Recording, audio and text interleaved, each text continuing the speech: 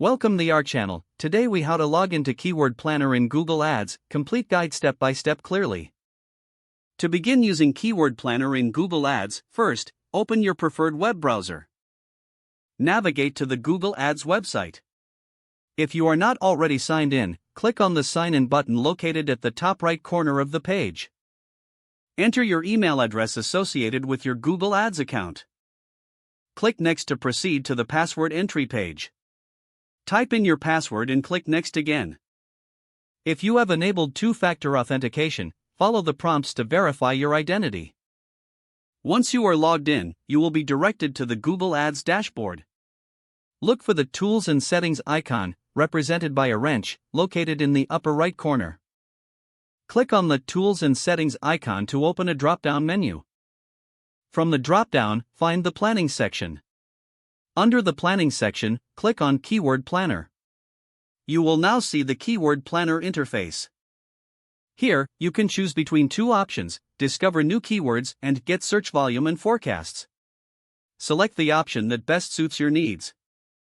If you choose discover new keywords, enter a product or service related to your business. Click on the Get Results button to see keyword suggestions.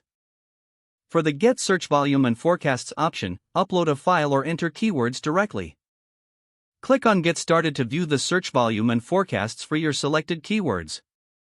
You are now able to explore various keywords and data relevant to your campaigns. This completes the login process and initial setup for using Keyword Planner in Google Ads.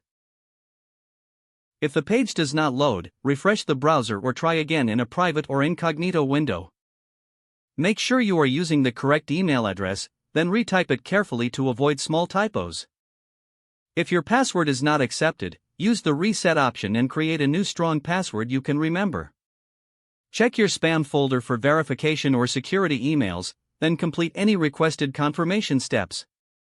Enable two-factor authentication if available to improve account security and reduce unauthorized access risk. After signing in, review your profile details so your contact information and settings are accurate and current. If you see an error message, note it down and try again after restarting your device and internet connection. Log out when you finish, especially on shared devices, to keep your account and payment information secure.